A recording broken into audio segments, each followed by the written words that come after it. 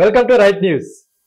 Telugu Desam party senior నాయకులు సోమిరెడ్డి చంద్రమోహన్ రెడ్డి గారి ముఖ్య అనుచరులు, సుదీర్ఘకాలంగా ఆ పార్టీని అంటి పెట్టుకున్నటువంటి కోవూరుపాలెం గ్రామానికి చెందిన తలమంచి నాగేశ్వరరావు గారి నేడు మనం ఉన్నాం.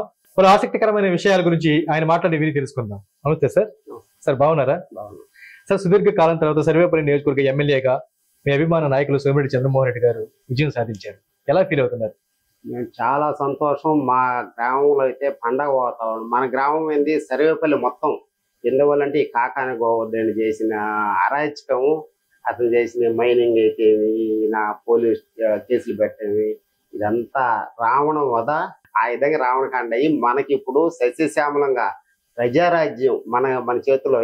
ఇప్పుడు మన సోమిరెడ్డి చంద్రమోహన్ రెడ్డి గారు మనకి అందరికి ఏదైనా ఏ సమస్యలు, నీటి సమస్య కానీ ఏ సమస్య అయినా కానీ మనకు ఉండేది ఏంటంటే, ఆయన మినిస్టర్ అయినప్పుడు జింక్ ఇచ్చారు, బోరాన్ని ఇచ్చాడు, ట్రాక్టర్లు ఇచ్చారు. మా పంచాయతీలో 2 ట్రాక్టర్లు తెచ్చుకున్నారు. ఉండేది కాకుండా టార్బన్ పట్లు ఇచ్చారు, రోటావేటర్లు ఇచ్చారు. ఎన్నో అభివృద్ధి కార్యక్రమాలు చేశారు. అంటే సోమిరెడ్డి గారు అగ్రికల్చర్ మినిస్టర్ గా ఉన్నప్పుడు ఈయన కాకాని గోవర్ధన్ రెడ్డి అగ్రికల్చర్ మినిస్టర్. కనీసం ఈయనకి ముందు ప్యాకెట్ కూడా ఇలా ఆయనకి ఈయనకి ఎంత. ఇప్పుడు మా ఊరు సురేంద్ర బాబు ఏదేందో మన పెద్ద ఆయన మీద అవాకు చవాకులు చేస్తుంటాడు. ఏం చేశాడు? ఒక్కటి కూడా చేయలే. అది మాట్లాడకుండా సోమిరెడ్డి గారు 4 దఫాలు ఓడిపోయాడంటే, ఆయన ఓడిపోయినా కానీ ఎప్పుడు ప్రజాసేవలోనే ఉన్నాడు. ఓడినా గెలిచినా నెల్లూరు జిల్లాలో మన సింహం లాంటివాడు అతను. అతన్ని మన లేచి లేవనని మన సురేంద్ర బాబు విమర్శించడం, దాన్ని ఖండిస్తున్నాయి ఈరోజు. అంతకుముందు ఆయన అధికార పార్టీ ఉందని మన సురేంద్ర బాబు ఏందో రెచ్చిపోతున్నాడు.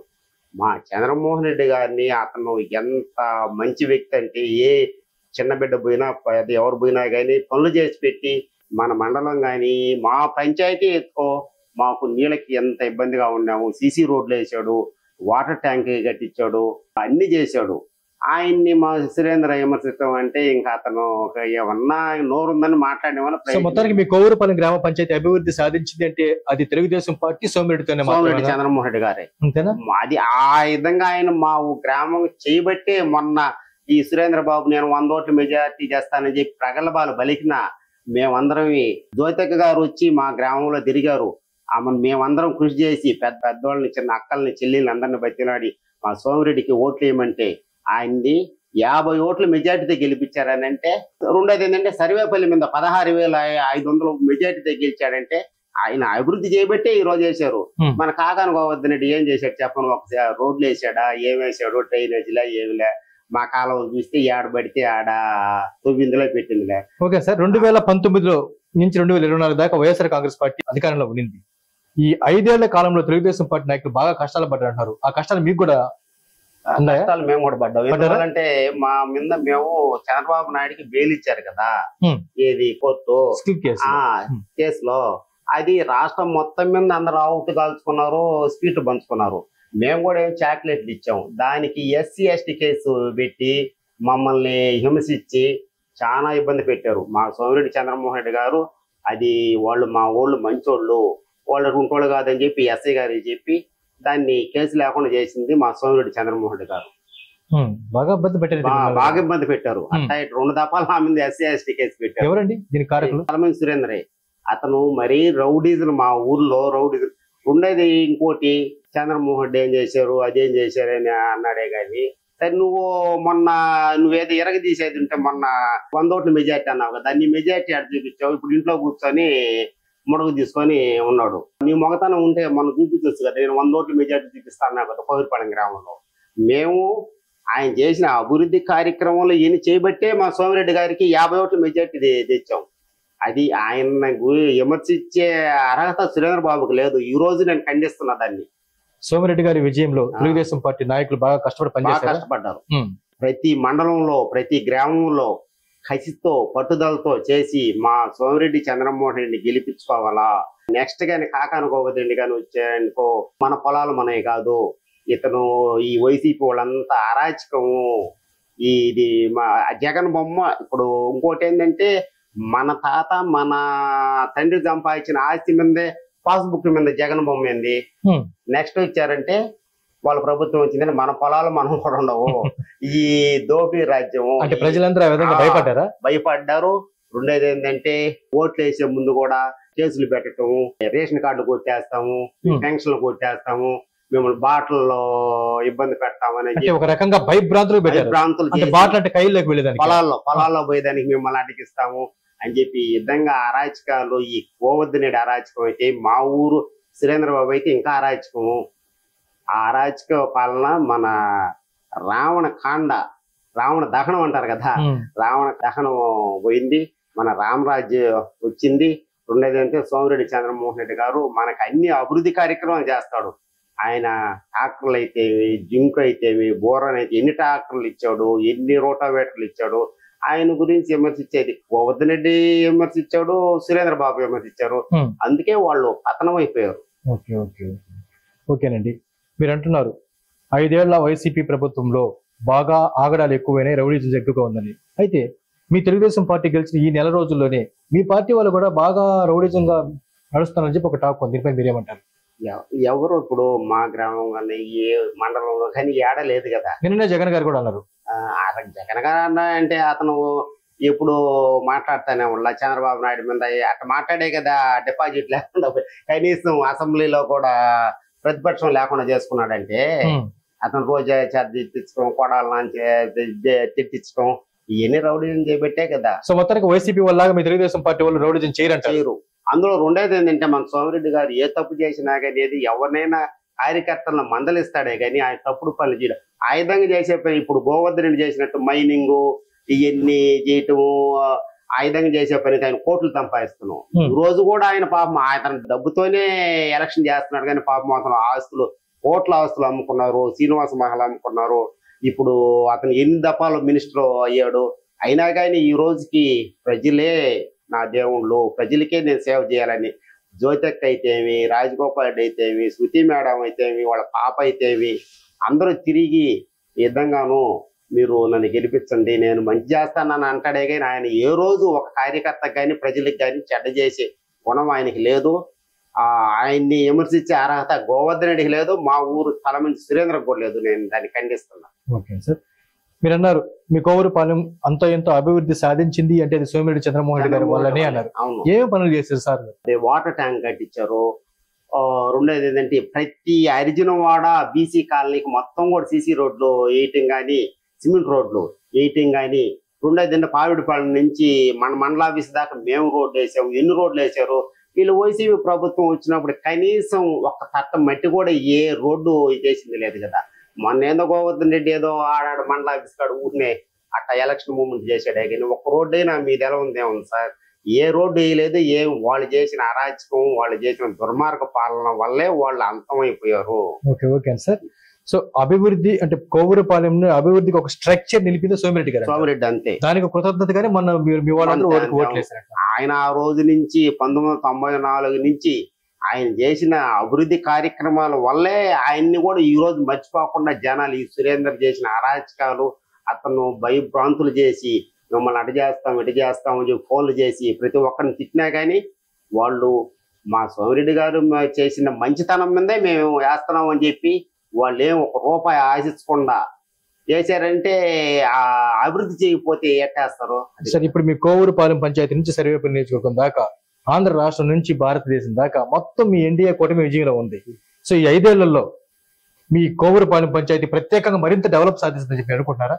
గ్యారెంటీగా సోమిరెడ్డి చంద్రమోహన్ రెడ్డి గారు మొన్న కూడా మేము గెలిచినప్పుడు అందరూ మీరు కలిసి చేసుకోండి, ఏదైనా మీరు చేస్తానా అన్నాడు. ఆయన ఏదైనా మంచి చేసే వ్యక్తే కానీ ఆయన చెడు అనేది ఆయన మనసులో ఎప్పుడు రాదు.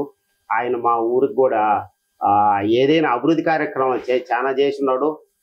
ఏదన్నా డ్రైనేజ్ కొద్దిగా ఉంది, ఆ డ్రైనేజ్ ప్రాబ్లం కూడా మొన్న ఎలక్షన్ ముందు అనాయుధంగా అడిగాను నేను, చేస్తాం నాగేశ్వరరావు అని చెప్పాడే కానీ ఆయన ఏ రోజు చేయలేని చెప్పడం. మా ఊరు డెవలప్ అయిందంటే సోమిరెడ్డి చంద్రమోహన్ రెడ్డి వల్లే డెవలప్ అయింది మా కోవూరుపాలెం గ్రామం. Okay sir. నాటి సీఎం జగన్మోహన్ రెడ్డి గారు ఎంతో ప్రతిష్టాత్మకంగా చేపట్టిన జగనన్న లేఅవుట్, ఇళ్ల కాలనీలు, ఇళ్ల స్థలాలు మీకు కూడా ఇచ్చారా? మాది వెంకటేశ్వర స్వామి దేవాలయం గుడికాడ కూడా ఇచ్చినారు.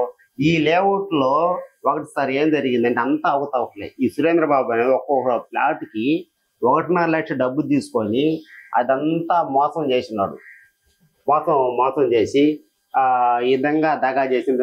చంద్రన్నోళ్ళ పొలం కూడా ఆక్రమించినాడు అతను చేసిన అరాచకం మా ఊర్లో ఎట చేశాడంటే రౌడిజన్గా చేశాడే కానీ ఒక్క గ్రామ పంచాయతీ మీటింగ్ పెట్టడం కానీ గ్రామం వార్డులో ఉండే వాళ్ళ సలహా తీసుకోవటం కానీ ఏమి లే. అంటే జగనన్న ఇళ్ల కాలనీలో బాగా అవినీతి జరిగింది. అవినీతి జరిగింది. ఒక్కొక్క వ్యక్తి దగ్గర 1.5 లక్ష డబ్బు తీసుకున్నాను చాలా మంది ఈ రోజు కూడా చెప్తున్నారు మాకు ఈ విధంగా జరిగింది అని చెప్పి. అన్ని అవతావకలే. పట్టా భూమిని కూడా ఆక్రమించి దౌర్జన్యంగా పావిడిపాలెం చంద్రన్న వాళ్ళది కూడా ఆక్రమించి వాటిని లేఅవుట్లు వేసాడు.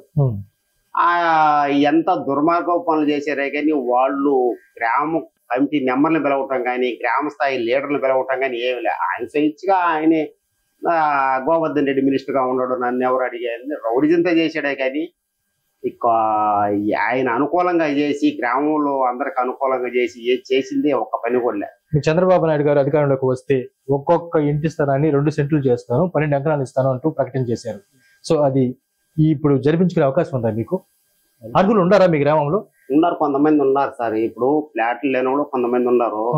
వాళ్ళని మన సోమిరెడ్డి చంద్రమోహన్ రెడ్డిని అడిగామనుకో అది ఏడ స్థలం ఉంటే లేకపోతే ఏడన్నా లేఅవుట్లు వేస్తే మనం తప్పనిసరిగా మన సోమిరెడ్డి చంద్రమోహన్ రెడ్డి ఆయన అన్ని కార్యక్రమాలు చేస్తాడు, అన్ని చేయాలన్నారు. వాళ్ళు రెండోది ఏంటంటే వాళ్ళు మన మండలానికి ఒక్కొక్క వ్యక్తిని పెట్టి ఈ సమస్యల గురించి కూడా వాళ్ళు తెలుసుకొని మనం అభివృద్ధి చేయాలి. మన సర్వేపల్లి మొత్తం అయితే పంచాయతీలు అయితే మండలాలంతా డెవలప్ చేయాలని మన సోమిరెడ్డి గారు పట్టుదలతో మేము కూడా పోయించినప్పుడు కూడా అందరినీ మీ గ్రామంలో ఏం కావాలి మంచినీటి కొత్త ఏందని చెప్పి అందరిని అడిగి తెలుసుకుంటున్నాడు.